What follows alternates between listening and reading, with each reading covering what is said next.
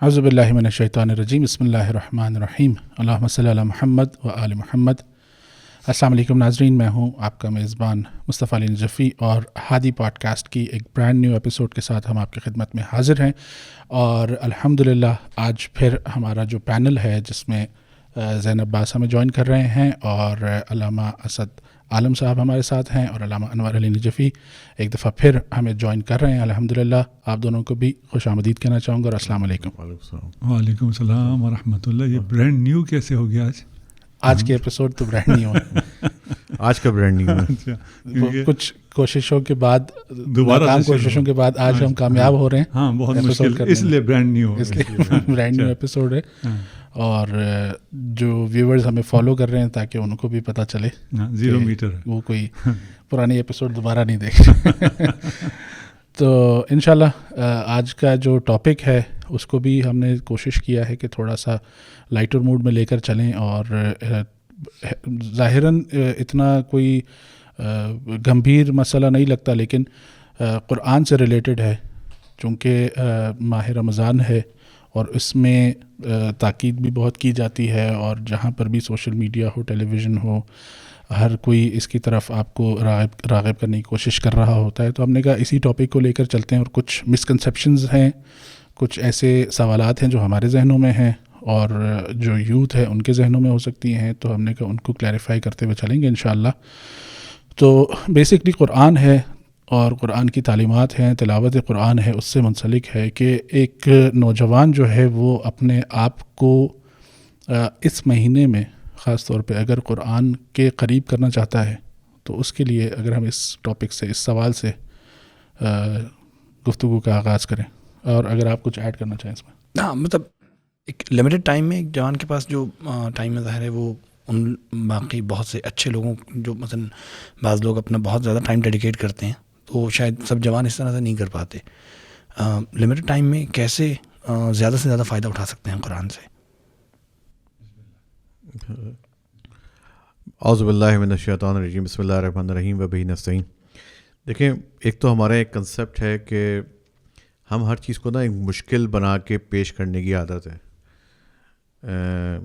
کوئی بھی چیز ہو کسی بھی حوالے سے، اسپیشلی اگر مذہب کی کوئی بات آتی ہے تو اس کو اتنا کمپلیکیٹڈ بنا دیا جاتا ہے کہ سامنے والا گھبرا جاتا ہے کہ یار یہ تو میرے بس کی بات ہی نہیں ہے۔ بات یہ کہ قرآن کی ریسیٹیشن سے ہم اسٹارٹ کرتے ہیں۔ اکثر یہ کہا جاتا ہے قرآن تو ایسے پڑھنے کا فائدہ کوئی نہیں ہے، یا اکثر ہماری ممبر سے بھی یہ چیزیں بیان کی جاتی ہے کہ جی آپ نے قرآن پڑھ کے یا مردوں کو بچوا دیا، فلاں کر دیا، یعنی ایک طرح سے پڑھنے کو بھی ڈسکریج انڈائریکٹلی کر رہے ہوتے ہیں۔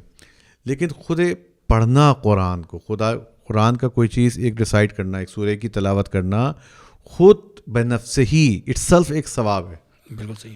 اور اس میں بخشش وغیرہ بات کی باتیں ساری جو بھی کہ بخشش کے لیے پڑھ رہے ہیں، اپنی کوئی کہتا ہے جی آپ تو فقط رزق کی دعائیں پڑھتے ہیں، بھائی ٹھیک ہے پڑھتا تو ہے، یہ تو نہیں کہ قرآن کا منکر ہے، لیکن اس کو اس چیز پہ ڈسکریج کرنا، آپ ہاں اسے کہیں گے بھائی تم نے یہ فرض کر لیں کہ اگر آپ کو کہا کہ جی رزق کے لیے آپ سورہ واقعہ پڑھیں مثلاً، تو بھائی اگر وہ ایک آدمی سورہ واقعہ سے آگے نہیں بڑھ رہا تھا، آپ اس کو یہ کہیں گے یار تو کچھ اور بھی دو چار سورہ پڑھ لو، فلاں چیز پڑھ لو، یہ بھی پڑھ لو، وہ بھی پڑھ لو۔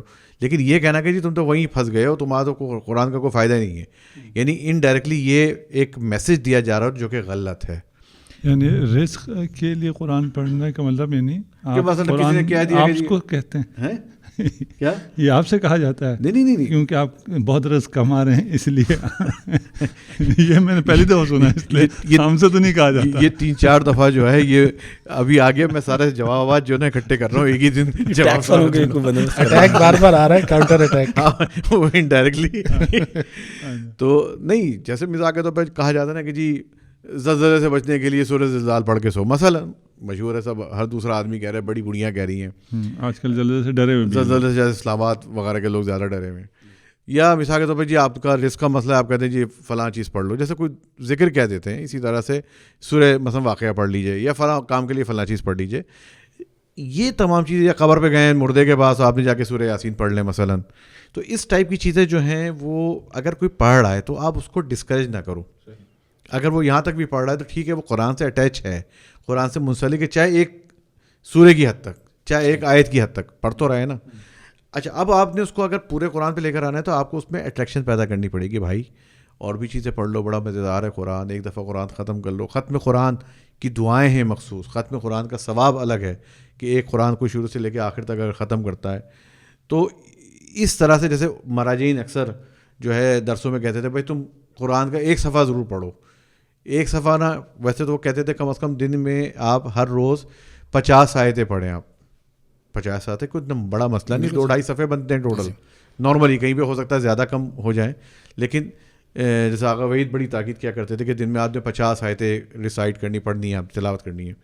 اچھا تلاوت کا بھی ہمارے یہ ہے کہ نہیں جی وہ پتہ نہیں ہر آدمی وہ جو ہے کوئی بڑا قاری ہی بن کے وہ یہ والی باتیں کرے. نہیں بھائی، ضروری نہیں ہے. آپ کا جو بھی طریقہ کار ہے آپ اپنے اس کو جو بھی تصحیح کرتے رہے. انسان آخری عمر تک تصحیح کر سکتا ہے اپنے قرآن پڑھنے کی.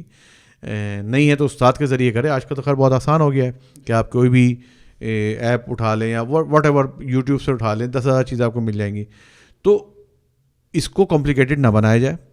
قرآن ایک صفحہ پڑھیں، آدھا صفحہ پڑھیں، ایک لائن پڑھیں، ایک لفظ پڑھیں، اس کا بھی اپنی جگہ اجر ہے اس کے حساب سے.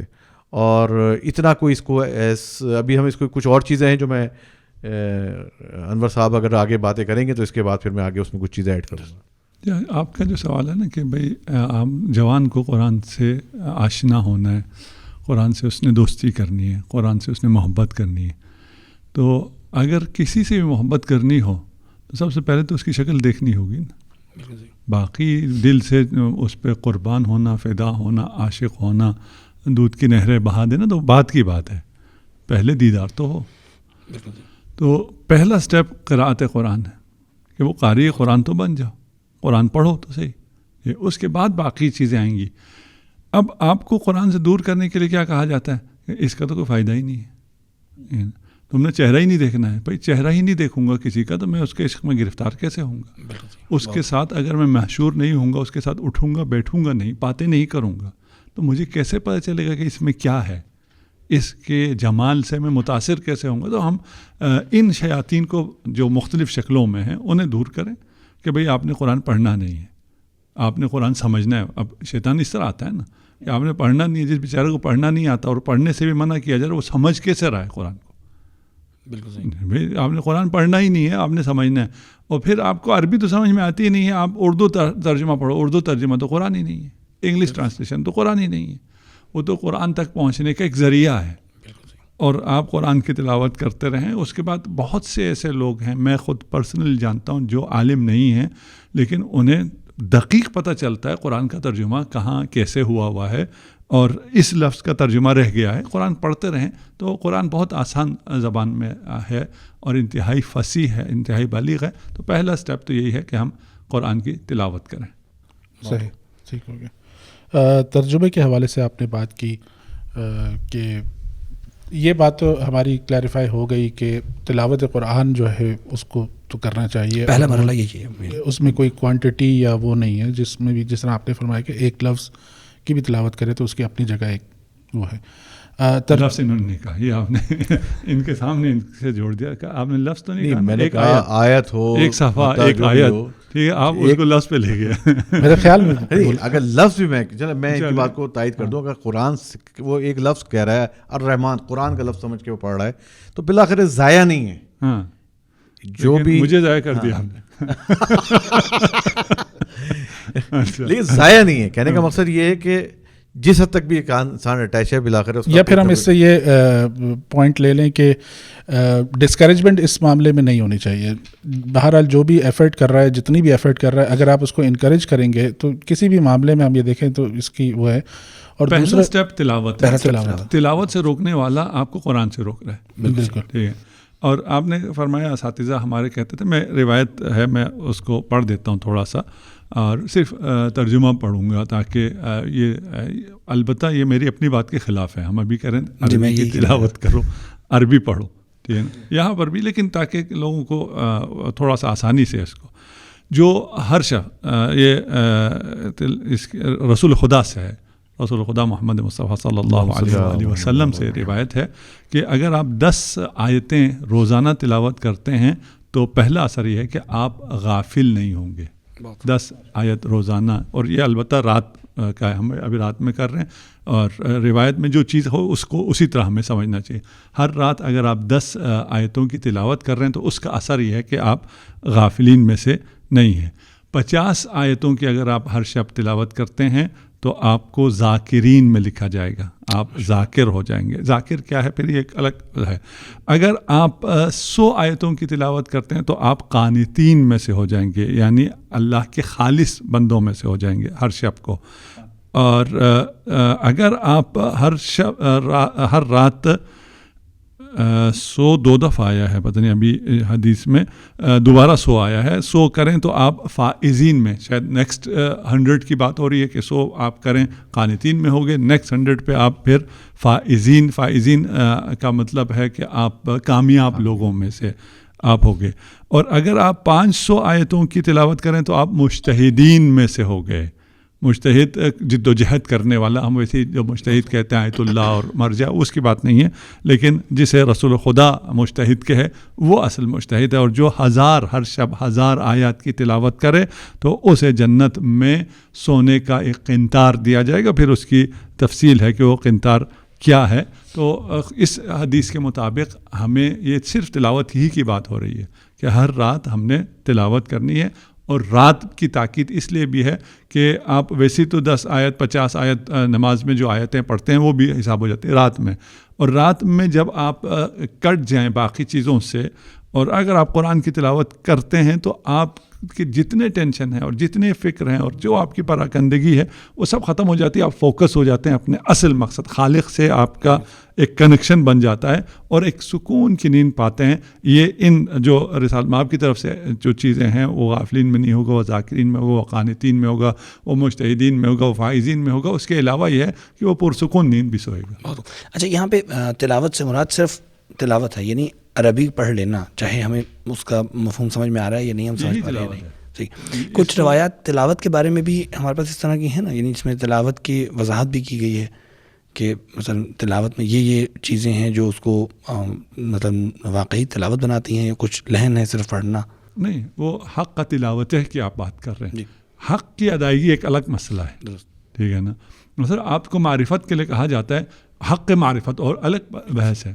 اس کا مطلب یہ نہیں کہ آپ کو معرفت نہیں چاہیے, آپ کے نہیں جی ہمیں معرفت نہیں چاہیے, ہمیں حق معرفت چاہیے. پہلا اسٹیپ تو معرفت ہی ہے نا, اس کے بعد حق معرفت کے پہ آئے گا. ٹھیک ہے, پہلا اسٹیپ تو تلاوت ہی ہے, اس کے بعد حق تلاوت کیا ہے, تدبر ہونا اور اس پہ عمل ہونا, وہ ایک آگے چلے گا سلسلہ. یہ تو ابتدائی عشق ہے نا, ہم تو کہہ رہے ہیں عشق تو شروع ہو. بہت اچھا. یہاں پہ ہمارا جو سوال تھا اس میں ایک پوائنٹ مثلا اس طرح سے تھا کہ ایک جوان جو خود ڈیسائیڈ کرتا ہے کہ مجھے قرآن کی طرف بڑھنا ہے اور میں 1 گھنٹہ جو ہے ماہ مبارک میں نکالتا ہوں قرآن کے لیے, یعنی وہ والا کیس تو ایک الگ ہے کہ کچھ نہیں پڑھ رہا تو چلیں ٹھیک ہے, جو بھی صورت پڑھ رہا ہے اچھی بات ہے, لیکن ایک جوان چاہتا ہے کہ میں ٹائم نکالوں تو 1 گھنٹہ میں نکالنا چاہتا ہوں. آپ کیا سجیسٹ کریں گے, کیا بہتر آپشن ہے, یعنی وہ پورا کا پورا 1 گھنٹہ صرف تلاوت کرے, یا مثلا کچھ ٹائم تلاوت کرے, کچھ ترجمہ, کچھ تفسیر, یا مثلا کیا ایسا کچھ ہو سکتا ہے کہ جس میں زیادہ سے زیادہ اس 1 گھنٹے سے فائدہ اٹھا سکے؟ دیکھیں, اس میں تو آپ کسی کو بھی ریسٹرکٹ نہ کریں نا, اس دن پرچی والا دوبارہ کام نہ ہو جائے نا, کسی کو آپ محدود نہ کریں. صحیح, کہ بھائی آپ نے یہ کرنا ہے. آپ جو اس کا انٹرسٹ ڈیولپ ہوتا ہے جس حوالے سے. ایک آدمی کہتا ہے میں قرآن آدھا پڑھوں گا, آدھا میں جو ہے ترجمہ پڑھوں گا, ٹھیک ہے بھائی کرو. بالکل, ترجمہ بھی قرآن کا ہی ترجمہ ہے, ٹھیک ہے, وہ عربی عبارت والا ثواب نہیں ہے اس میں, لیکن قرآن کا ہی ترجمہ ہے. اگر وہ کہتا نہیں جی میں تفسیر پڑھنا چاہتا ہوں, بھائی ٹھیک ہے تم تفسیر پڑھ لو. اچھا جی میں فقط قرآن پڑھنا چاہتا ہوں, میں فقط یہ آیتیں پڑھنا چاہتا ہوں, میں اس کی اونچی آواز میں تلاوت کرنا چاہتا ہوں, میں ترتیل سے پڑھنا چاہتا ہوں, میں لحن کے ساتھ پڑھنا چاہتا ہوں, بھائی مرضی ہے تمہاری. یعنی کہنے کا مقصد یہ کہ اٹیچمنٹ ہونا ضروری ہے, یعنی آپ کا ایک اس قرآن کے ساتھ آپ کا اتصال, قرآن کے ساتھ آپ کو جڑنا, قرآن کے ساتھ آپ کا اٹھنا بیٹھنا ضروری ہے. اچھا, یہ تو بیئر منیمم ہو گیا نا کہ مثلا آپ کنیکٹ رہیں کسی طریقے سے. آپ کسی کو دیکھیں اس کے انٹرسٹ پر ڈیولپ وہ فرق کرتا ہے نا. آپ ہر ایک کو نہیں, ایک ایسی وہ ٹیبلٹ نہیں کہ آپ ہر ایک کو دے سکیں, پیناڈول سے نہیں ہے کہ جس کو بخار ہو گیا آپ نے پکڑا دی. یہ ہر ایک کا اپنا اپنا مزاج ہے.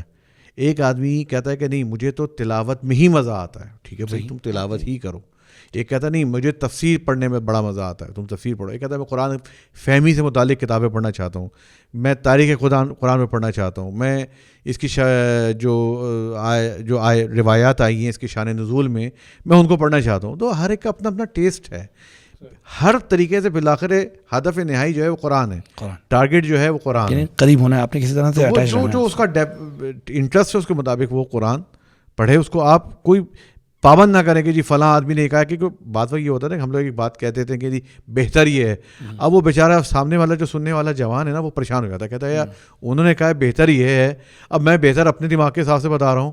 وہ بیچارہ ٹربل میں آ گیا کہ وہ اس بہتر کے چکر میں نا وہ قرآن سے بھی جائے گا، اپنے انٹرسٹ کو چھوڑ دے گا. آپ کچھ کہنا چاہتے ہیں؟ آپ کو کیسے پتا چلا؟ کچھ کہنا 2-3 دفعہ آپ نے کوشش کی، بے چینی دیکھ کے بتا رہے ہیں. نہیں، اس میں بالکل صحیح ہے، آپ صحیح فرما رہے ہیں. ہمیں قرآن کی تلاوت کے بعد تدبر، اس کے بعد اس کے معانی پتہ چلنا، اس کا عمق پتہ چلنا، اس کی تفسیر پتہ چلنا. ہدف تو یہی ہے کہ آگے بڑھا جائے. اب مسئلہ کیا ہے، ہر شخص الگ ہے. اس میں ہر شخص کے لیے آپ ایک چیز نہیں کہہ سکتے. مثلا میں جو اکثر ماہ مبارک میں بچوں سے کہتا ہوں، میں کہتا ہوں سب سے پہلا سٹیپ تو یہ ہے کہ آپ کی قرآن سے دوستی ہونی چاہیے، یعنی قرآن پڑھنا آپ پہ بوجھ نہیں ہونا چاہیے. بالکل صحیح. ابھی اکثر مسئلہ یہ ہے، ناول ساری رات پڑھ سکتے ہیں، فیس بک سارا دن دیکھ سکتے ہیں، قرآن آدھے گھنٹے 15 منٹ کے بعد گردن میں درد شروع ہو جاتا ہے، کمر میں بھی درد شروع ہو جاتا ہے، سر میں بھی درد شروع ہو جاتا ہے. وجہ کیا ہے؟ ایک ایسا کام کر رہے ہیں جو آپ کو آتا نہیں ہے، جس میں آپ ماسٹر نہیں ہیں. کوئی بھی کام میں اس ہاتھ سے آسانی سے کھا سکتا ہوں، اس ہاتھ سے آسانی سے لکھ سکتا ہوں. آپ اس ہاتھ سے لکھیں گے میں تھوڑی دیر میں تھک جاؤں گا، لکھا ہی نہیں جائے گا. ایسے تو میں جو باقی کتابیں پڑھ سک رہا ہوں، قرآن میں نہیں پڑھ سک رہا ہوں، پڑھ سکوں گا تو اگلا قدم تو بعد میں آئے گا. تو اس کے لیے آپ جیسے آپ نے کہا 1 گھنٹہ ہے، 1 گھنٹے کو آپ تقسیم کر کے دے دیں، ایسا کوئی فارمولہ نہیں ہے. ایک جو اپنا روحانی کو، اپنی قراءت کو، جو اوپر سے قرآن کو پڑھنا ہے اس کو ٹھیک کرنا چاہ رہا ہے، اسے ہو سکتا ہے دن میں 1 گھنٹہ 2 گھنٹہ 3 گھنٹہ سب پہلے یہی کام کرنا پڑے، وہ یہی کرے. اس کی وہ ٹھیک ہو گئی ہے، اب اس کا انٹرسٹ ڈیولپ ہو گیا کہ اس کے ساتھ ساتھ ان ترجمے پہ نگاہ رکھتا ہے کہ اس کا کس لفظ کا کیا ترجمہ ہے. مجھے 50% قرآن سمجھ میں آنا شروع ہو گیا، 5% سمجھ میں آنا ہو گیا، الحمدللہ. اس کے بعد پھر تفسیر میں یہ بھی اکثر کہا کرتا ہوں کہ کوئی ایک آدھ سورہ کی تفسیر کسی اچھے استاد سے جس کی فریکوینسی آپ کے ساتھ ملتی ہے. ایک تو استاد ہونا چاہیے اور وہ مکتب اہل بیت سے ہونا چاہیے، وإلا وہ قرآن نہیں سکھا سکتے. یہ میں کیونکہ قرآن کا طالب علم ہوں اور میں ان آیات میں اکثر تفاسیر دیکھتا بھی ہوں، جو ویڈیوز بھی ہیں ان کو بھی دیکھ لیتا ہوں کہ بھئی ادھر کیا کہا ہوا ہے. تو وہ اکثر ایک تو ہے نا جہاں پہ آسان ہے، وہاں جہاں پہ کوئی مسئلہ نہیں، اقیم الصلاۃ تو سب نے نماز قائم کرو، سب اس قسم کی باتیں کر کے چلے جائیں گے، وہاں بھی رہ جاتے ہیں. لیکن جہاں پر بھی اصل بات ہوتی ہے اور اصل میسج ہوتا ہے، اگر ذرا اہل بیت سے بھٹک گئے ہو تو پھر وہ قرآن حاصل نہیں ہوتا ہے. اس لیے کہ قرآن و اہل بیت ایک ساتھ ہیں، وہ ایک دوسرے سے جدا نہیں ہوں گے. حوض کوثر تک قرآن و فطرت ایک ساتھ ہے، مسلم متفق حدیث ہے مسلمانوں کے ہاں، کوئی اس میں اختلاف نہیں ہے. اس لیے تفسیر کوئی ایک سورہ جس کی تفسیر کسی صحیح آدمی سے جس کی فریکوینسی آپ سے ملتی ہے، جس کی بات آپ کے دل میں اترتی ہے، اس سے اگر آپ ایک تفسیر ایک سورہ کر لیں آپ پھر عاشق ہوں گے. بہت خوب. آپ اس قرآن کے جمال کو تب محسوس کریں گے جب اس سورے کو کسی نے آپ کو بیان کر کے، وہ بھی اس کو بھی جانتے ہوئے کہ یہ جو بھی بیان کر رہا ہے وہ اس کی تفسیر ہے، اس کے اپنے الفاظ ہیں، اس کے اپنا ذہن اس میں شامل ہے، اس کا اپنا سارا نقص اس کے اندر مل کے اگر ایسا شاہکار بن رہا ہے جو میں پریشان حیران ہوں اور میرے عقل کے دریچے اس نے کھول دیے ہیں، تو اگر وہ اصل خدا کا کلام مجھے سمجھ میں آنا شروع ہو گیا تو وہ کیا ہوگا، اس کا عمق کیا ہوگا. دیکھیں عاشق ہونے کے لیے مجھے یہ پتہ چل جائے میں خدا کا عاشق ہوں، نہیں ان کے مجھے ذات خدا پہ احاطہ ہے نا، مجھے کچھ حد تک اندازہ ہو جاتا ہے، اس ایک جھلک سے پتہ چلتا ہے کہ او اگر کوئی ہے تو یہی ہے. میں ساری دنیا چھوڑ کے اسی طرف چل پڑتا ہوں جس کی میں نے ایک جھلک دیکھی ہوئی ہوتی ہے. جوانوں کی بات کر رہا ہوں، آپ لوگوں کی بات کر رہا ہوں.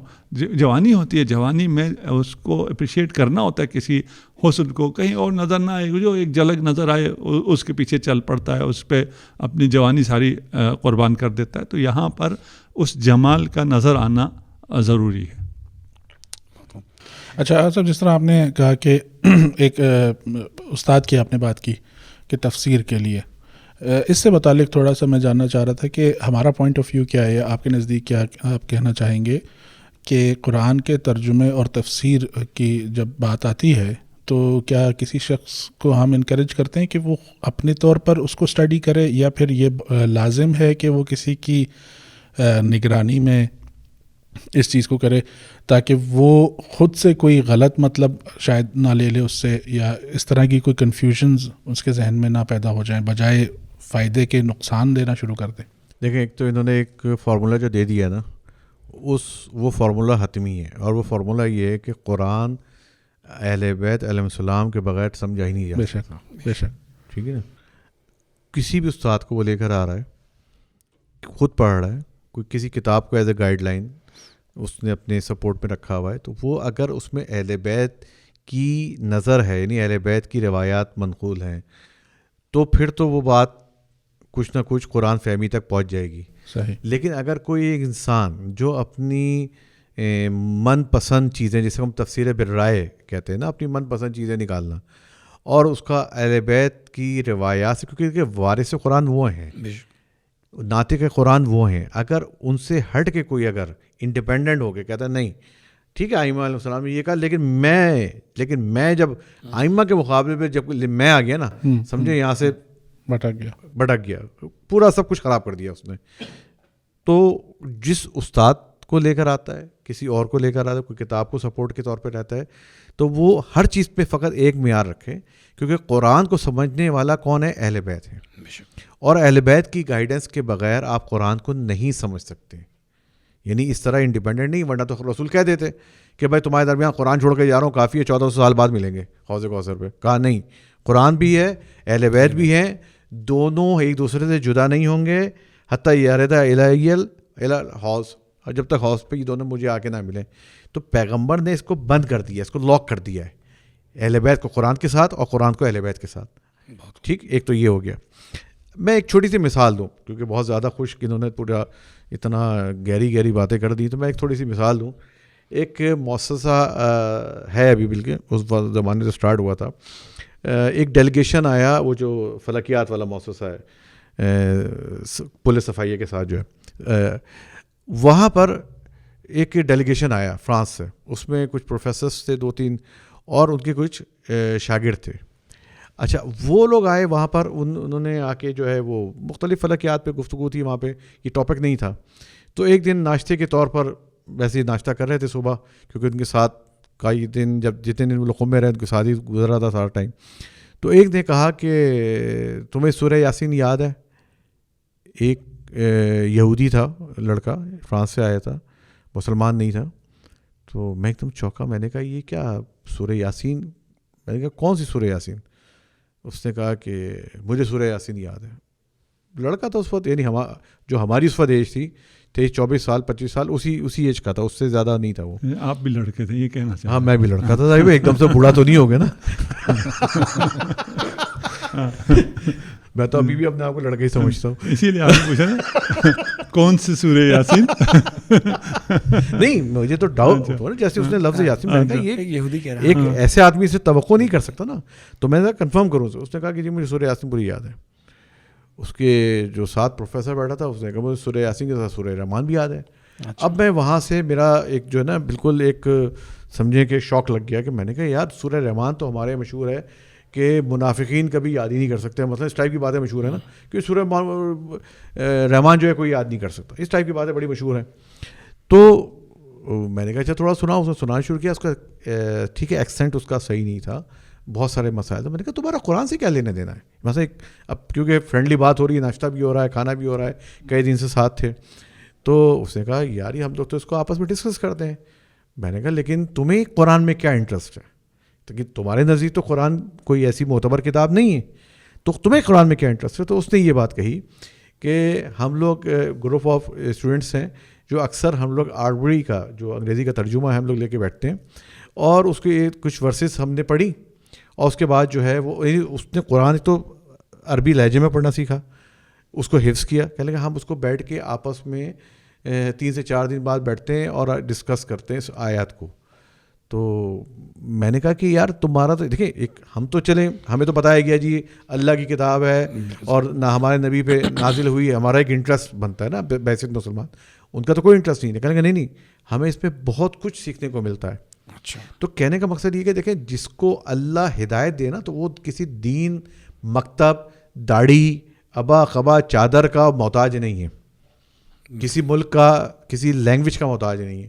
اس کو وہ چاشنی مل گئی تھی, یعنی جو لذت ہوتی ہے نا پڑھنے کی, میں اس کی آنکھوں میں اس کے یقیناً وہ چیزیں اس کے پروفیسر سے ٹرانسفر ہوئی تھی. وہ خود بھی مسلمان تو نہیں تھا, بوڑھا آدمی تھا. اب وہ اس نے کس طرح سے وہ اٹیچ ہوا, مجھے اتنی ٹائم نہیں ملا کہ میں اس کی پوچھوں گا تم قرآن تک کیسے تمہارا ایکسیس ہوا, تم کیسے یہاں تک پہنچے. لیکن کہنے کا مقصد یہ کہ اس نے اپنے اسٹوڈنٹس میں, جبکہ وہ میتھمیٹکس کے سارے اسٹوڈنٹس تھے اور پروفیسر بھی میتھمیٹکس کا, کوئی اسلامک اسٹڈیز کا نہیں تھا, کوئی کسی اور تھیولوجی سبجیکٹس کا نہیں تھا, وہ میتھمیٹکس کا ڈیلیگیشن تھا جو ٹائمنگس کو کیلکولیٹ کرنے کے لیے وہ خیر جو وہاں پہ کانفرنس ہو رہی جس میں وہ آئے تھے. خیر کہنے کا صرف مقصد یہ کہ یہ انٹرسٹ ڈیولپ ہونا کسی کے لیے بھی ہو سکتا ہے, لیکن جو بیس ہے جو آپ کا سوال تھا وہ یہ کہ اہل بیت سے دور نہ ہو.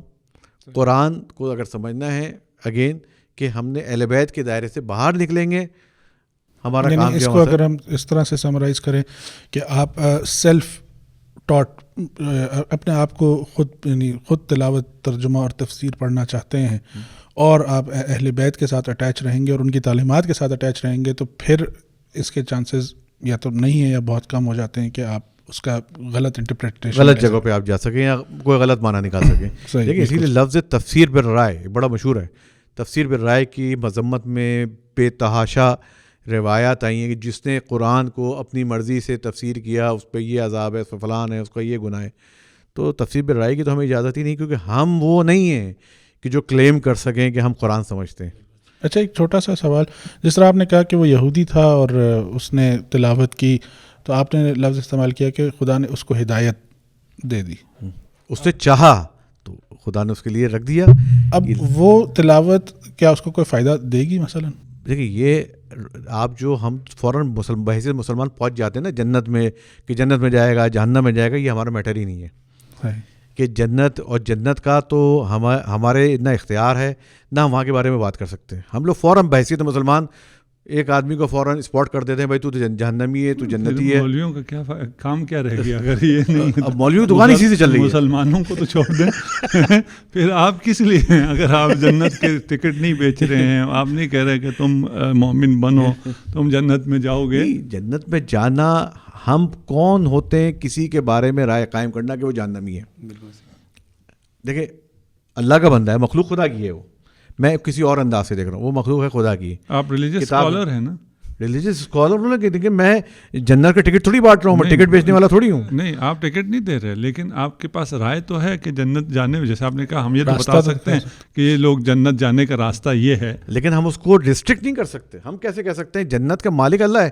جج نہیں کر سکتے. ہم جج تو کرنا چلیں ایک دنیا میں ایک جج میں, ہم ریسٹرکٹ کیسے کریں کہ بھائی جنت میں فقط یہی جائے گا, ہو آئی ایم, کہ میں یہ کہہ سکوں. اس میں ایک چھوٹی سی ایک واقعہ اکثر ریسٹرکٹ کیسے کر سکتے ہیں کہ ایک یہودی, پتہ نہیں مجھے اب یہ سچ ہے یا نہیں, لیکن ایک واقعہ اس طرح سے بیان کیا جاتا ہے کہ ایک یہودی عورت نے اپنے جوتے میں سے کتے کو پانی پلایا, کنویں میں سے اس نے جوتا وہ کیا, اور اس کو رسول اللہ نے یا یعنی اس طرح سے میں نے سنا ہے, مجھے کنفرم نہیں ہے, کہ جنت کی بشارت دی. تو اس میں اس کی مجھے نہیں اس واقعے کا. دیکھیں قرآن میں جہاں ذکر کیا نا جنت میں جانے والوں کو, فائزین کا, جن کا بھی لفظ تھوڑی دیر پہلے استعمال کر رہے تھے, اس میں یہود و نصارہ میں بھی جو لوگ نیک ہیں. اب جو کون نیک ہیں یہ ڈیسائیڈ کرنا میرا کام نہیں ہے. ایون مسلمانوں میں بھی کون پرفیکٹ ہے ہم ڈیسائیڈ نہیں. دیکھیں ہم تو اتمام حجت کر رہے ہیں, جو روایات و قرآن ہم تک پہنچی ہے ہم اس پیرامیٹر میں بات کر رہے ہیں. بالکل صحیح. مثال کے طور پر ہم کہیں کہ جی نماز پڑھنا واجب ہے, فرض کر لیں ہم پہ ثابت ہو گیا, حجت ہوگی, نماز پڑھنا واجب ہے, اس میں کوئی وہ نہیں, ہم ٹھیک ہے نماز پڑھنی ہے. آیا میں یہ بھی کہہ سکتا ہوں کہ نماز پڑھنے سے آپ کو جنت پکی مل جائے گی؟ یہ گارنٹی دے سکتا ہے کوئی مولوی؟ کوئی مولوی مفتی یہ کہہ سکتا ہے کہ بھائی آپ نے اگر نماز پڑھ لی تو آپ کی جنت کی چابی تو پکی ہے, چابی تو میں دے کے جا رہا ہوں یہاں سے, مجھ پہ فرض ہے, میں نماز نہیں چھوڑ سکتا, روزہ نہیں چھوڑ سکتا, میں جھوٹ بولنے کی مجھے اجازت نہیں ہے, لیکن ان تمام کام کرنے کے بعد بھی مجھے کوئی گارنٹی دے سکتا ہے 100%؟ نہیں، اس کا اختیار خدا بند عالم کے پاس ہے. ہم نے صرف اپنی صحیح کرنی ہے، کوششیں کرنی ہے، ہم نے اتمام حجت پہ اپنی عمل کرنا ہے. اچھا، میں اس پہ ایک اور بھی ہماری بات نکل رہی، ذرا ان کی بات سن لوں، ان کی بے چینی میں اضافہ ہو رہا ہے. یعنی اس کا انورس تو کم سے کم ٹرو ہے. یعنی یہ تو نہیں ہو سکتا کہ نماز پڑھنے پہ آپ کو جنت میں جانے کی گارنٹی مل جائے گی، لیکن یہ والی بات تو قرآن میں آئی ہے نا کہ جو نماز نہیں پڑھتا سرے سے اس کو جو پٹائی لگنی ہے وہ کنفرم ہے نا، وہ ہم پہ اتمام حجت ہو گئی. دیکھیں میں صرف والا اینگل لے رہا ہوں، دوسرے والے اینگل کی بات نہیں کر رہا. میں نے ایک سائڈ لی ہے. جی آپ بولیں. ہاں، وہی اس میں یہ ہے کہ ابھی مولانا تقریباً اس طرح کہہ رہے ہیں کہ یہ جو یہودی ہے یہ مسلمان ہو کے جنت بھی چلا جائے، ہمیں کیا پتہ. بالکل صحیح، اس کا تو ہمیں کوئی پتہ نہیں ہے. بالکل. لیکن اگر یہ اسی ایمان پر مرے پتہ ہوتے ہوئے بھی، مخصوصاً اگر وہ بھی آپ گنجائش نکال لیں، ایک بندہ ہے جس تک پیغام پہنچا ہی نہیں، پتہ ہی نہیں ہے قرآن کیا ہے، رسول کیا ہے، اس کے لیے بھی آپ گنجائش نکال لیں اگر. اور یہ جو اسلام میں بھی جو مختلف فرقے ہیں وہاں بھی ہم گنجائش نکال سکتے ہیں اس شخص کے لیے جس کو پتہ ہی نہیں ہے. لیکن جسے پتہ ہے، جسے سورہ رحمان بھی یاد ہے، جسے سورہ یاسین بھی یاد ہے، جس کے قرآن پہ جو ڈیبیٹ بھی کرتا ہے، پھر اس کو ختم رسالت کا بھی پتہ ہے، اور وہ پھر بھی انکار کرتا ہے اور اسی انکار پہ چلا جاتا ہے. ٹھیک ہے نا. تو ایسا نہیں ہے کہ ہم کہیں کہ ہمیں کیا پتہ خدا جنت میں ڈالے گا یا جہنم میں ڈالے گا. اتنا تو پھر خدا نے ہمیں بھی بتایا ہے نا کہ جنت میں جانے کے یہ شرائط ہیں. ان شرائط پہ اگر آپ اس کو یوں کاٹر کریں نا کہ اب یہ جو مسلمان ہو گیا تو بھائی ہو گیا تو بہت اچھا ہو گیا، ٹھیک ہے نا. یا وہ کسی ایسے انٹارکٹیکا میں ہے جہاں کوئی میسج پہنچا ہی نہیں ہے پھر بھی چلا گیا، پھر بھی ٹھیک ہے. اسلام آنے سے پہلے وہ یہودی تھا اور وہ صحیح وہ حضرت موسیٰ کا اچھا فالوور تھا تو یقیناً جائے گا. وَإِلَّا ابھی یہاں کلیئر ہے ہمارے لیے کہ اگر یہ اس طرح مرے گا تو یہ جنت میں نہیں جائے گا. اور یہ نہیں ہے پھر یہ دوسرا عقیدہ ہے کہ خدا جسے چاہے جنت میں ڈال دے. ہم کون ہوتے ہیں روکنے والے؟ ہم روکنے والے کوئی نہیں ہے، خدا کو چیلنج کرنے والے بھی نہیں ہیں. لیکن خدا نے خود بتایا ہے کچھ چیزوں کے بارے میں جو خود خدا نے بتایا ہے وہ ہے. اس سے میں ایک اسٹیپ پیچھے آ جاتا ہوں فی الحال. اس پہ مولانا جو بھی تبصرہ کرنا چاہیں یا آپ لوگ بھی کرنا چاہیں، جو یہ ہے کہ انسان خود سے پڑھ کے عالم ہو سکتا ہے یا نہیں ہو سکتا، اور خود سے پڑھنے کو انکریج کرنا چاہیے یا نہیں کرنا چاہیے. میں انکریج کرتا ہوں. صحیح. میں لوگوں سے کہتا ہوں پڑھو. صحیح. اور جب آپ قرآن پڑھیں گے نا تو شروع میں یہ آ جائے گا الف لام میم. یہ کیا ہے؟ لوگوں نے مختلف باتیں کی ہیں، اور اگر کوئی خود بھی بیٹھ کے پڑھے گا تو اس کو یہ سمجھ میں آئے گا کہ قرآن ساری سمجھ میں آنے والی کوئی ایسا دعویٰ اس زمین پر، روئے زمین پہ کوئی نہیں کر سکتا کہ مجھے سارا قرآن سمجھ میں آ گیا. اور میں قرآن کو خود سے سمجھتا ہوں. خود سے سمجھنے کا مطلب یہ ہے کہ اس کا استاد یا کتاب ہے، کوئی کتاب نہیں. اور ہم کہیں کہ قرآن کافی ہے میرے لیے، نہیں، قرآن کافی نہیں ہے، یہ غلط نعرہ ہے. اور یہ ہمارے ہاں بہت زیادہ ہے کہ قرآن سے دکھاؤ تو میں مانوں گا، نہیں تو میں نہیں مانوں گا. ٹھیک ہے نا. یہ کہنے والے اب اس کے لیے سخت لفظ میں استعمال نہیں کر سکتا، وَإِلَّا یہ مسلمان نہیں ہے، اس لیے کہ یہ قرآن کا منکر ہے. ما آتاکم الرسول فخذوہ، قرآن کہہ رہا ہے جو رسول کہ وہ مانو. تو کہتا ہے مجھے صرف قرآن چاہیے، میں رسول کی نہیں مانتا. میں قرآن سے مجھے سکھاؤ بتاؤ تو میں مانوں گا. یہ قرآن کے خلاف ہے، ہم نے قرآن ہی نہیں پڑھا ہے. اس لیے آیا اگر آپ لوگوں کے کہنے کا مطلب یہ ہے کہ کوئی آدمی صرف خود سے قرآن پڑھے اور قرآن سے خود قرآن کو قرآن سے سمجھے تو یہ تو ممکن نہیں ہے. صحیح. قرآن کو اگر تفاسیر سے علماء سے سمجھے تو یہ سمجھ میں آئے گا کہ یہ ساری سمجھ میں آنے والی چیز نہیں ہے.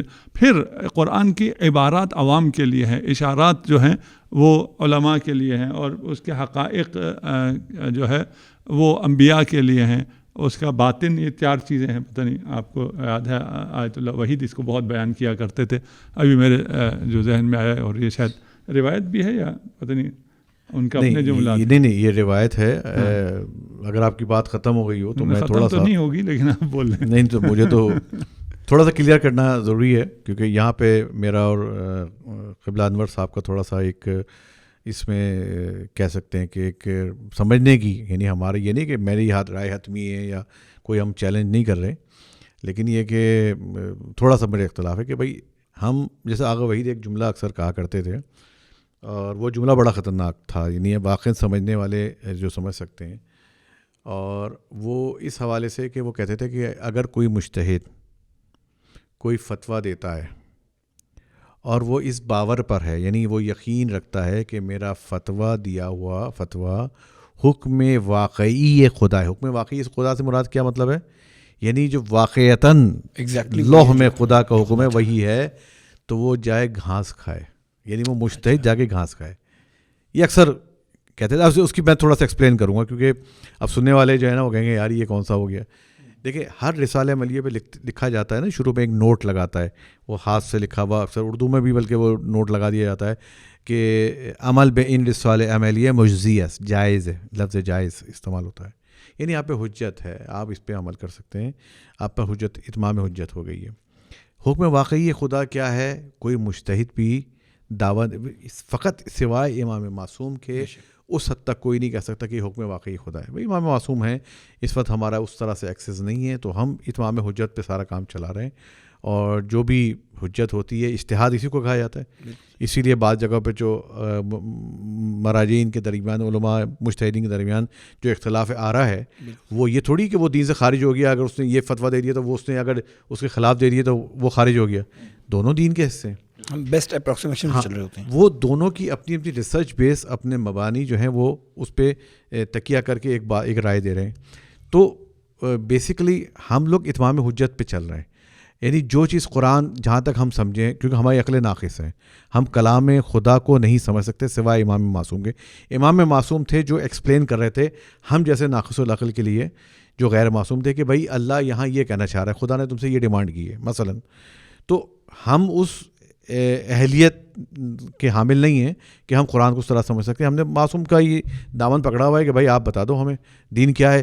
اور جو روایت ہم تک دشمنوں کے نرغوں سے، سازشوں سے بچتی ہوئی، جل کے، کٹ کے، جنگیں برداشت کرتی ہوئی جو آج تک ہم تک پہنچی ہیں اس 1400 سال کے عرصے میں، جس پہ مراجعین، علماء کرام، مجتہدین جس پہ ریسرچ کرتے ہیں، جس پہ اجتہاد کرتے ہیں، اس بنیاد پہ وہ فتاویٰ دیتے ہیں اور ہمیں اور آپ بیٹھ کے آج یہاں پر اس پر عمل پیرا ہیں.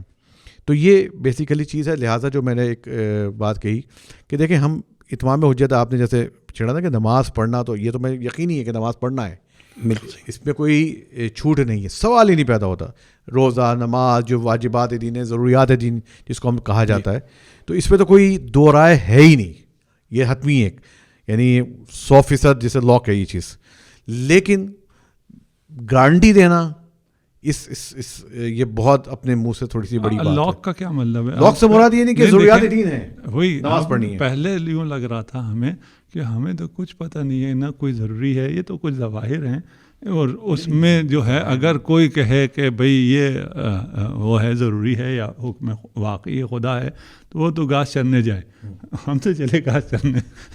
نہیں دیکھیں دو چیزوں کو اب اس کے بعد آپ نے ہمیں واپس ہی بلا لیا. نہیں دیکھیں فروع دین ایک تو مسلمات ہیں، چیزیں مسلمات ہیں، وہ فتوے کی، انڈیویجول فتوے کی بات ہو رہی ہے. مثال کے طور انڈیویجول کوئی فتویٰ ہے کسی کا کسی بارے میں، شکیات نماز کے بارے میں، اس کی تو بحث ہے نہیں. ہاں مثال میں ایک چھوٹی سی فتویٰ تو وہی ہے نا کہ جس میں روایت اتنی کلیئر نہیں ہے، آپ نے اجتہاد کر کے ایک فتویٰ دیا اسموکنگ کے بارے میں کہ بھائی نہیں، اس کی بات مثال دے رہا ہم ضروریات دین کی بات کر رہے ہیں. ہاں ضروریات دین تو اپنی جگہ تو لاک ہے، ضروریات دین ہیں، وہ آیا وہ لاک ہیں یا نہیں ہے؟ بالکل اس پہ تو دو رائے نہیں ہے، وہ لاک ہیں، ٹھیک ہے نا. جب وہ لاک ہیں اور جو ان سے باہر ہے، اس میں بھی میں نے کہا راستے نکالے جا سکتے ہیں، ٹھیک ہے نا، راستے نکالے جا سکتے ہیں. آپ کہہ سکتے ہیں کہ یہ مسلمان ہو گیا، اس تک خبر نہیں پہنچی، اس تک کیا ہوا، فلان ہوا، وہ سارے نکالے جا سکتے ہیں. پروردگار کی حکمت ہے، ہم تو وہی کہہ رہے ہیں، وہ راستے نکالے جا سکتے ہیں. لیکن اگر ہم کہیں ایک شخص معاند ہے، جان بوجھ کے سب کچھ پتہ ہونے کے باوجود خدا پہ ایمان نہیں لے کے آتا ہے، اور پھر بھی خدا اسے جنت میں ڈال دیتا ہے نا، تو یہ بھی انہی چیزوں میں سے ہے جو لاک ہیں. اچھا یہ لفظ جو ہے نا مولانا نے بڑی ٹیکنیکل ایک ماری چوٹ، آپ لوگوں کو شاید دونوں کو سمجھ میں نہیں آئی. لفظ نے استعمال کیا معاند کہتے ہیں کہ جو جانتے ہوئے مخالفت کرے، یعنی علم رکھتے ہوئے مخالفت کرے. اب یہ جو ہے نا ٹیکنیکلی ماری ہے نا، یہ پبلک کو شاید یا پتہ نہیں آپ لوگ نے بھی اگنور کر دی ہو. نہیں وہ میرا خیال ہے آپ کے وہ یہودی والے اس سے کیا نا کہ جو سورہ رحمان، سورہ یاسین، نہیں میں اس کو معاند ہو سکتا ہے مولانا کے لیے معاند ثابت ہو, میں اس کو معاند نہیں کہہ سکتا, کیونکہ میں تو آپ اس کو کے کھولا ہی نہیں. آپ کے ساتھ بہت اچھے رہے ہوں, نہیں کہنے کا ساتھ ناشتہ کیا ہے, نہیں وہ تو رہے, ظاہری بات ہے, وہ تو بحیثیت مہمان, ایک جمہوری اسلامی میں مہمان آیا ہوا تھا, ہمارے ادارے میں مہمان تھا, وہ تو ایک اس کو انٹرٹین کرنا تھا, اور وہ بحث وہاں علمی تھی, کوئی دینی بحث نہیں تھی کہ وہاں پہ کوئی ہم نے اسلام کی ترویج کر رہے تھے, اسلام کی تبلیغ ہو رہی تھی, نہیں. وہ ڈسکشن میں جیسے ہوتا ہے ویسے باتیں نکل جاتی ہیں, تو اس میں بہت ساری اور بھی باتیں جو میں یہاں نقل نہیں کر سکتا, جو انہوں نے اپنی باتیں بتائی ہیں, تو ساری باتیں تو بتائی نہیں جا سکتی, جو کنسرن باتیں وہی بتا رہا ہوں میں, تو کیونکہ ڈیلیگیشن میں بہت سارے لوگ تھے, بہت ساری چیزیں ہو رہی تھیں. تو کہنے کا میرا مقصد یہ ہے کہ دیکھیں, معاند ثابت ہونا ایک الگ ڈبیٹیبل چیز ہے, کہ میں کسی کے لیے ثابت کروں کہ یہ معاند ہے, ایک کا جس کو کنفرم ہے. مثال کے طور پہ اصل لوگ مثال دیتے ہیں کہ جی وہ کچھ ہے نا ذرا طرفدار کہ جی یزید یوں ہو, بھائی یزید تو ایک ایگزامپل ہے, شیطان ایک ایگزامپل ہے, بالکل صحیح, ابلیس اور جو فرعون ٹائپ کے لوگ گزرے ہیں وہ ایک ایگزامپل ہے. وہ تو اللہ نے ان کو تو ایک نشان عبرت بنا کے پیش کر دیا نا. اب اس کے بعد مشیت خدا ہے, ہم مشیت خدا کو تو نہیں جانتے, لیکن ہمیں تو بتا دیے جو پیرامیٹرز بتائیں کہ بھائی یہ تو کس سائڈ پر ہے. کلیئر ہے بات. یہ جو پیرامیٹرز ہمیں جو بتائے گئے ہیں رائٹ اور رانگ کے, صحیح اور غلط کے, اور جو تمام چیزیں جو ہمیں بتا دی گئی, تو اس میں تو وہ چیزیں بالکل مخصوص آ گئیں. لیکن کسی کو ایک آدمی جس مجہول ہے, ہمیں نہیں پتا کہ یار ہے بھی اندر سے کیا ہے. بہت سے آدمی ہوتا ہے نا کہ ڈاؤٹ کا, جیسے کہتے ہیں کہ شک کا فائدہ دے دیا, جو وکیل وکلا جو استعمال بینیفٹ آف ڈاؤٹ. تو مجھے اس میں تھوڑا سا اگر مزید, آپ نے ایک طرف یہ بولا میں کہ جنت میں نہیں بھیج رہا اس یہودی کو, کہیں یہ نہ سمجھ میں آ جائے کہ کہیں میری دوستی نکال دو اس کے ساتھ. آپ نے ایک طرف یہ بولا کہ ہمارے پاس پیرامیٹرز ہیں رائٹ اور رانگ کے, اور علامہ صاحب نے بھی یہی بات کی کہ ہمارے پاس یہ سارے لاز ہیں, یہ ساری چیزیں ہیں جس کے بنا پر ہم یہ بتا سکتے ہیں. اور پھر اس کے بعد یہ بات بھی کلیئر ہے کہ وہ یہودی شخص تھا باوجود اس کے. اب ایک جس طرح انہوں نے مثال دی کہ ایک انٹارکٹیکا میں ہے یا کسی ایسی جگہ پہ جہاں پہ اس پہ, وہ ایک الگ ڈبیٹ ہے. تو انٹرپریٹیشن کا فرق ہے. دیکھیں لفظ انہوں نے استعمال جو ٹیکنیکلی کیا نا مولانا صاحب نے, یہ ایسی پتلی گلی سے نکلے ہیں کہ ان کو پکڑنا مشکل ہو جائے گا. انہوں نے لفظ جو معاند کہہ دیا نا, ایک آدمی معاند یعنی باقاعدہ دشمن ہے. وہ میرے خیال معاند کے اوپر تو اتفاق ہے کہ اگر کوئی معاند ہوگا تو پھر تو ہم ہے بات ہی کہ وہ نہیں ہے. نہیں تو پھر اگر جو کہہ رہے ہیں آپ کیا ہمیں نہیں پتا کہ وہ معاند ہے یا نہیں ہے, اس کے اوپر کتنی حجت اتمام ہوئی ہے, نہیں ہوئی ہے, یا وہ کس حد تک مانتا ہے, یا وہ جو قرآن پڑھ رہا تھا وہ ریسرچ کی نیت سے پڑھ رہا تھا, یا اس کا رد کرنے کی نیت سے پڑھ رہا تھا. وہ پیغمبر کو مانتا, آہستہ آہستہ ہمیں کیا پتا. بالکل. اب لبنان کا وہ ایک آدمی تھا جارج جرداق, اس نے امیر المومنین علیہ الصلوۃ والسلام پہ کتاب لکھی ہوئی تھی. جارج جرداق, تو اس نے کہا کہ جی سب سے دنیا کا بہترین بہادر ترین آدمی. اب بھائی تو کیوں لکھ رہا ہے امیر المومنین پہ کتاب جبکہ تو عیسائی ہے؟ اس سے اس کو فرق نہیں پڑتا. اب وہ کس حد تک کس اینگل سے امیر المومنین کو دیکھ رہا ہے میں نہیں کہہ سکتا, انلیس یہ کہ وہ آ کے اپنی پوری چیزیں ایکسپلین کرے کہ یار میں یہ ہوں, یا تو اس کے دل کے معاملات جو ہیں جس کو ہم ثابت کر سکیں کہ یار یہ یوں ہے یا ادھر ہے یا ادھر ہے. چلیں ہم ان کی بات مان لیتے ہیں, یہ کہہ رہے ہیں کہ جو ظاہراً یہودی ہے وہ باطناً شاید یہودی نہ ہو. ہاں تو ہمیں تو اس سے کوئی اختلاف نہیں ہے. اس میں مجھے جو ایک اس کا نام مثلا ڈیوڈ ہے یا چارلس ہے یا کیا ہے, اس سے تو کوئی نہیں ہوگا, میٹر نہیں کرتی, ٹھیک ہے نا. لیکن اگر ہم کہہ رہے ہیں وہ یہودی ہے, اس کا جب ہم یہ اسٹیٹمنٹ دے رہے ہیں نا کہ فلان یہودی ہے, تو پھر وہ اس کا بتا رہا ہے کہ وہ رسالت آپ کی رسالت کو نہیں مانتا ہے. ہو سکتا ہے اس پہ اتمام حجت اس طرح کی جس طرح وہ تو سب کچھ مان لیا نا کہ اگر اتمام حجت نہیں ہوا, اگر یہ نہیں ہوا, اگر وہ نہیں ہوا, یہ ڈاؤٹ کا یہ فائدہ دے رہے ہیں. خیر ہم یہاں پہ کسی اس کو بیچارے کو پتہ نہیں زندہ بھی ہے مر گیا, اس حوالے سے ضروری ہے. بھی ٹیکنیکلی جو ہے نا وہ بنا لیا, انہوں نے کہا کہ اگر یہ ثابت ہو جائے کہ معاند ہے پھر تو طے ہے. وہ تو اس پہ بحث ہی نہیں ہے. تو وہ تو ہم بھی کہہ رہے ہیں اگر ثابت ہو گیا مسلمان ہے پھر بھی طے ہے.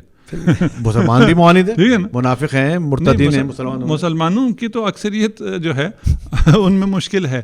اور اس میں دیکھیے ابھی اجلاس استانی کا ایک فتویٰ ہے, البتہ کیونکہ بحث پھر وہ تھوڑے سے زیادہ دقیق ہو جائے گی, لوگوں کو شاید سمجھ میں نہ آئے, اس لیے میں اس ٹاپک کو یہیں پہ روک مجھے صرف چھوٹی سی کنفیوژن, کیونکہ انہی بیسس پہ اگر آپ کسی کو کسی چیز سے روک رہے ہیں, ٹوک رہے ہیں, یا اس کو آپ کہہ رہے ہیں کہ بھئی آپ یہ حرکت آپ کی یا یہ عادت آپ کی صحیح نہیں ہے, اور اکثر ہمارے معاشرے میں دیکھا جاتا ہے کہ لوگ افینڈ ہو جاتے ہیں, اور اس کا جواب وہ دیتے ہیں کہ بھئی آپ کو کیا پتہ کہ اس کے دل میں آپ سے زیادہ اللہ کی محبت ہو, ٹھیک ہے نا, اور اس نے اپنی قبر میں جا کے حساب دینا ہے. تو وہ جو آپ نے کہا کہ جی فرعون ہے، یزید ہے، ان کو بطور ایگزامپل بنا کے دیا، اور پھر مزید اس کو کھولتے ہوئے وہ ہوتا ہے کہ ہمیں کسی کے اوپر لعن طعن نہیں کرنی چاہیے کیونکہ اللہ ان کا فیصلہ کرے گا. مثلا آپ کسی کو حجاب کے لیے کہیں، کسی کو روزے کے لیے تھوڑا سا کھول دیا، لیکن یہ سب ہاؤ اس سے ریلیٹ کرتی ہے کہ یعنی اگر ہم یہ بات کریں کہ بھئی یہ اللہ نے اس کو ہدایت دی نہیں دی، اس کے اوپر چھوڑ دیا، اس کے اوپر ہمیں نہیں کرنا چاہیے، تو یہ اس سے تھوڑی سی چیزیں مکس ہو رہی ہیں. دیکھیں ایک جگہ پہ بالکل جو واضح ہے نا، جیسے لفظ مؤنث سے ہم نے اس کو ایکسپلین بھی کر دیا، جہاں پہ کوئی واضح ہے اس پہ تو ہم بات ہی نہیں کر رہے ہیں. جی. لیکن بعض جگہ ایسا ہے کہ ہمیں نہیں بہت ساری چیزوں کا علم، بہت ساری چیزیں ہم صرف ایک جھلک دیکھ کے رائے قائم نہیں کر سکتے کسی کے اوپر. آپ یہ بات بالکل صحیح ہے. ہاں وہ تو نہیں کر رہے ہم وہ ٹھیک ہے نا کہ ہم کسی کو جنت یا لیکن ہم اس کو ان پیرامیٹرز کے اوپر، دیکھیں میرے لیے تو اتمام حجت ہے اس پیرامیٹرز کے. آپ جو کہنا کسی کو ہم بات کرتے ہیں تو آفینڈ ہو جاتا ہے، ٹھیک ہے، میرے لیے لازم ہے کہ میں امر بالمعروف نہی منکر کروں، لیکن بشرط ما شرائط، اس کے کچھ کنڈیشن، ٹرمس اینڈ کنڈیشنز کے ساتھ. تو امر بالمعروف بھی میں وہیں پہ کروں گا جہاں پہ اس کی شرائط پوری اترتی ہوں گی، ادروائز میں نہیں کروں گا. اب سڑک پہ نکلتے ہیں تو کہ ہر ایک کو ہم چھیڑتے پھرتے ہیں، ہم کے 10,000 برائیاں معاشرے میں نہیں دیکھ رہے، ہم ہر ایک کو نہیں بولتے کہ ہمیں پتہ ہے کہ یہاں پہ اثر نہیں لگتا. مثلا ایک شرط یہ کہ اثر ہونا چاہیے، احتمال تاثیر ہو. تو اب میں آپ کے مطابق تو اس سے پہلے مسئلہ ہے ہمیں پتہ ہونا چاہیے یہ معروف ہے یا نہیں ہے. آپ نے تو اس کو کوشچن کر دیا کہ کوئی معروف ہے یا نہیں ہے، ہمیں تو سرے سے وہی پتہ نہیں ہے. ٹھیک ہے، تو پیچھے آ جاتے ہیں. ہمیں معروف کا پتہ ہے، ہم مولانا یو ٹرن لے لیتے ہیں، دوبارہ آ جاتے ہیں. وہی معروف سے ہم اگر تھوڑا سا پھر آپ واپس نہیں جانا چاہتے، ٹھیک ہے نا، آپ کی آرگومنٹس آگے اس کے کاؤنٹر آرگومنٹ کے طور پہ بالکل ہم، کیونکہ اگر ہم چلے گئے نا طلبہ کی بحث میں، آپ دونوں کو اس لیے بھی سامنے بٹھایا ہوا ہے. مولانا کی ایک تجویز یہ تھی کہ ہم دونوں آمنے سامنے بیٹھ جاتے ہیں. میں نے جب ہم ہادی ٹی وی بنا رہے تھے نا شروع میں، تو بڑی پریشانی تھی کہ بھائی کیا ہوگا. پھر ٹیلی فون پہ ہم لوگ لڑتے بھی تھے، میں چلا گیا تھا. تو پھر ایک دن انہوں نے کہا یار اب لانچ ہونے والا ہے، اب کیا چلائیں گے؟ میں نے کہا ہم اپنی آپس کی لڑائی جو ہے وہ ریکارڈ کر لیتے ہیں، یہ چلا دیں گے ٹی وی پہ، بڑا لوگوں کو مزہ بھی آئے گا. تو میں نے کہا اگر ہم ان کو نکال کے بیٹھ جائیں گے تو پھر لڑائی شروع ہو جائے گی. تو اس لیے ہم یہاں امر معروف جو آپ کا کوشچن ہے، جو اگر اگلا بندہ کہتا ہے کہ تمہیں کیا، ٹھیک ہے نا، شاید میں جنت میں چلا جاؤں، نہیں بھائی تم جنت میں نہیں جاؤ گے، پیرامیٹرز ہمارے پاس معین. ہاں کچھ چیزیں ایسی ہیں جو کہ نہیں ہیں، جن پہ کوئی فتویٰ بھی نہیں ہے، یا اگر فتویٰ ہے تو وہ احتیاط واجب ہے، احتیاط مستحب ہے، یا وہ آداب میں سے ہے، یا وہ مکروہات میں سے. ان کو معاشرے میں کچھ چیزوں کو حرام سے زیادہ کا سٹیٹس حاصل ہے. کچھ اپنے رسومات ہیں، ان رسومات کو وہ بالکل اس طرح لا کے بیان کرتے ہیں، اور ان کا امر و نہی بہت زیادہ ہوتا ہے. اور ادھر امر بالمعروف نہیں ہے، اس لیے میں امر و نہی کہہ رہا ہوں، کیونکہ وہ معروف ہی نہیں ہے. جو چیز معروف ہی نہیں ہے اس پہ امر کرتے ہوئے ہزار حرام کام بھی کر دیتے ہیں.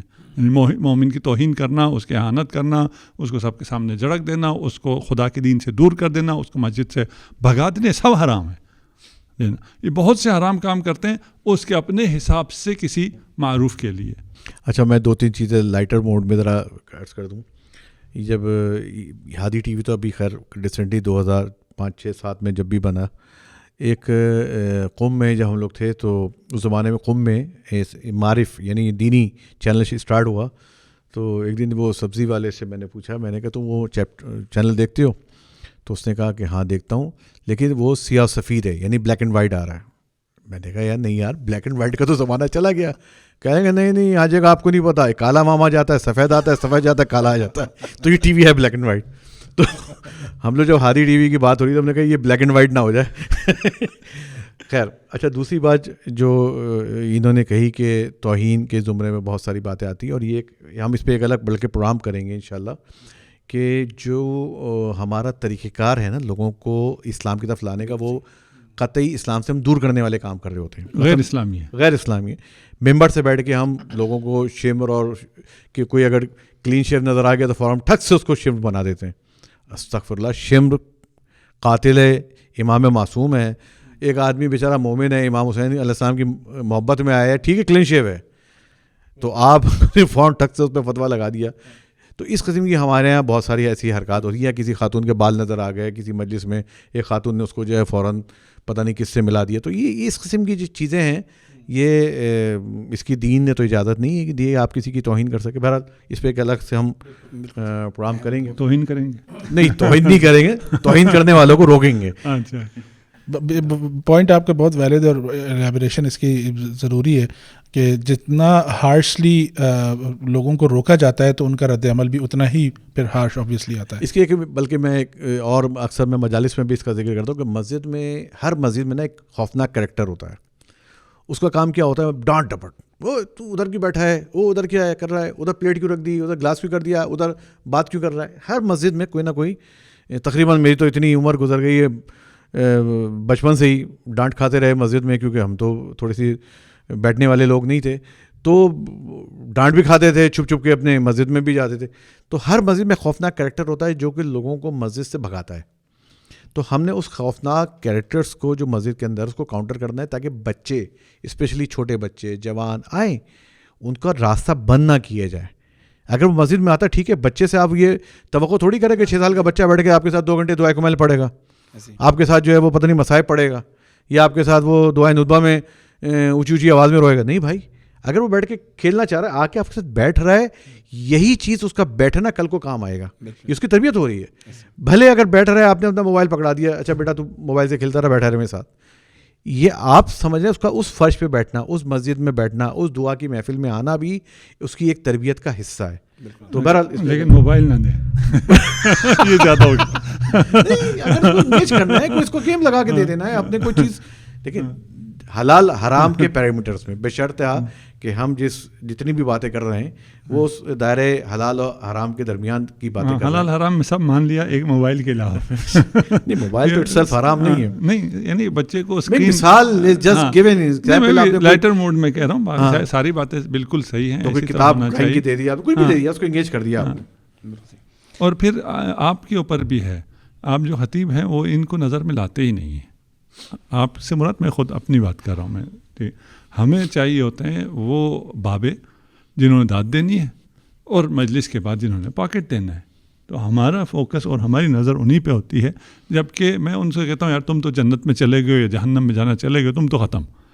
ان کی اصل بات ان جوانوں کی ہے, ان بچوں کی ہے, ان کو پیار اور محبت سے لانا ہوگا, دین کی طرف پیار اور محبت سے لانا ہوگا.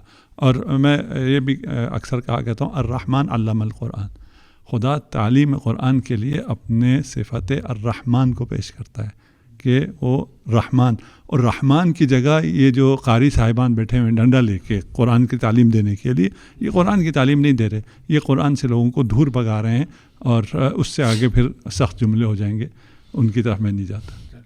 مولویوں میں رہنا یہ سوچ کے بولنا.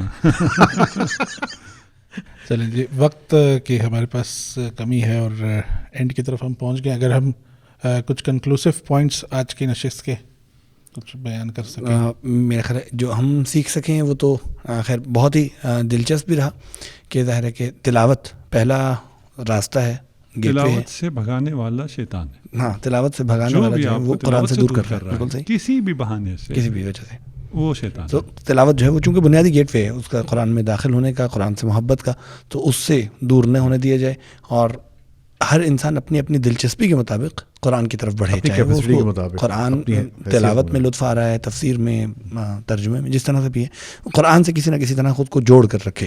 تو یہ میرا خیال ہے کہ آج کا ہمارا جو ٹاپک تھا اس کے مناسبت سے ایک بہت بہت ہی اہم ہم اس اور قرآن اور اہل بیت, اور ہاں پھر یہ کہ یہ والی بات آپ دونوں حضرات نے کی کہ قرآن اور اہل بیت, یعنی اگر آپ قرآن کے قریب ہونا چاہ رہے ہیں تو اہل بیت علیہ السلام کے روایات سے اور ان کے در سے متمسک ہو کر ہی قرآن کو سمجھا جا سکتا ہے. اس میں ساتھ ہیں دونوں ساتھ ہیں. بالکل یہ نہیں ہے کہ اگر آپ قرآن سے قریب ہونا چاہ رہے ہیں تو پھر وہاں کوئی روایت لے کے کدھر سے آئیں گے. بالکل, یہ دونوں ساتھ ہیں, دونوں ساتھ ہیں. یہ سمجھنا ہے. یہ ممکن نہیں ہے کہ آپ قرآن سے قریب ہو جائیں اہل بیت سے دور ہوں, اہل بیت سے قریب ہو جائیں قرآن سے دور. یہ دونوں ایک ساتھ ہیں. تو جب دونوں ایک ساتھ ہیں, ان میں سے ایک کا رول یہ ہے کہ اس نے آپ کو عبارات دے دی ہیں, دوسرے کا رول یہ ہے کہ اس نے پڑھ کے آپ کو اس کی تشریح اور اس کا معنی آپ کو بتانا ہے. ہیں دونوں بالکل ایک ساتھ, اور آپ کو اگر آپ ان دونوں کے ساتھ رہیں گے, آپ کا ہاتھ تھام کر انشاءاللہ حوض کوثر پہ آپ کو پہنچائیں گے انشاءاللہ. ایک دفعہ پھر آپ دونوں شخصیات کا بہت بہت شکریہ وقت دینے کا, اور انشاءاللہ امید ہے کہ آئندہ کی نشستوں میں بھی آپ کو ہم اس طرح زحمت دیتے رہیں گے. زین بھائی آپ کا بھی بہت بہت شکریہ. ایسے یہ پروگرام میں مجھے شخصیات اور یہ سب چیزیں جو ہیں اب گھر میں کیا کہتے ہوں گے اللہ جانتا ہے. اس لیے میرا جی چاہتا ہے پروگرام چلتا رہے کہ گھر میں کیا کیا کہا جاتا ہوگا. کچھ الفاظ تو مجھے ہی پتہ ہیں اور بہت پرانے پتہ ہیں. چلیں پروگرام کا وقت ہمارا جو ہے وہ ختم ہونے کو آ گیا ہے, اور پروگرام کے اینڈ پہ جو ویورز اس وقت ہمیں دیکھ رہے ہیں ان کو بھی ہم یہ کہیں گے کہ آپ بھی ہادی پوڈ کاسٹ کا حصہ بن سکتے ہیں بذریعہ کامنٹس, میسیجز اور ٹیکسٹ میسیجز, وٹ ایور جس پلیٹ فارم پر بھی آپ ہم سے رابطہ کرنا چاہیں آپ اس پروگرام کا حصہ بن سکتے ہیں. آیا اس ٹاپک جو آج ہم نے ڈسکس کیا اس میں کوئی چیز آپ ایڈ آن کرنا چاہتے ہیں تو اگلی ایپیسوڈز میں ہم اس کو بھی ڈسکس کریں گے, اور کوئی ٹاپک سجیشن آپ دینا چاہتے ہیں تو وہ بھی آپ ہمارے ساتھ ضرور شیئر کیجیے گا. آپ کا فیڈ بیک ہمارے لیے بہت امپورٹنٹ ہوگا. انشاءاللہ بہت جلد آپ سے ایک اور نئی ایپیسوڈ کے ساتھ نئے ٹاپک کے ساتھ دوبارہ ملاقات ہوگی. تب تک کے لیے میزبان مصطفیٰ علی نجفی کو اجازت دیجیے. اللہ حافظ.